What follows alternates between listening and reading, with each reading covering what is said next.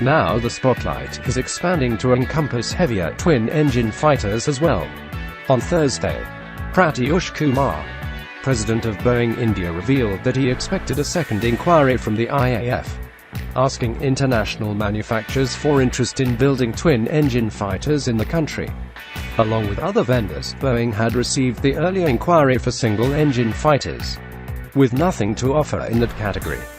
Boeing wants to sell and build the twin-engine FA-180F Super Hornet, the U.S. Navy's frontline fighter. Boeing had offered the Super Hornet in response to India's 2007 tender for 126 medium multi-role combat aircraft (MMRCA), but lost out to the twin-engine Rafale fighter, fielded by French aerospace vendor Dassault. Even so, with New Delhi having procured just 36 Rafale fighters, Boeing assesses that, even after buying single-engine fighters,